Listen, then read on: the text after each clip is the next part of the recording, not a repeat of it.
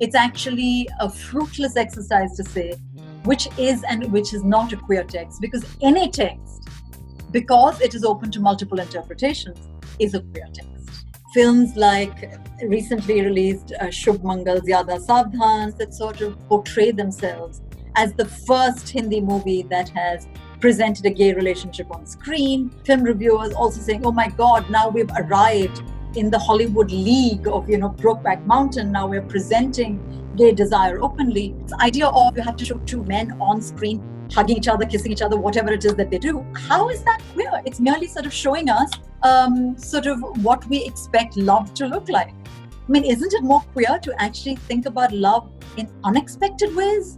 To think about desire in ways that aren't, in fact, typical? It's just so sad that people have forgotten decades of Bombay cinema in which it was precisely these kinds of desires that were explored relentlessly, film in and film out, in ways that are just so sexy.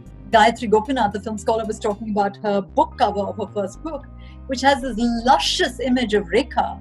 And it's like any film with Rekha in it is queer, right? I mean, there's no question about it, right? That sort of excessive femininity, that sort of excessive attention to the detail of what it is that makes gender is a queer activity. Any film with Amitabh Bachchan, Shashi Kapoor, Rajesh Khanna, Dharmender, all four of them in their various partnerships always are queer, regardless of whether or not the man ends up with the woman at the end of the film. Now, it's a big, big mistake to think about the queerness of a film in relation to the way in which the plot ends. That only happens if we valorize the ending as the be-all and the end-all. If we actually pay attention to the texture of the films, we'll see the way in which desire runs riot in these texts.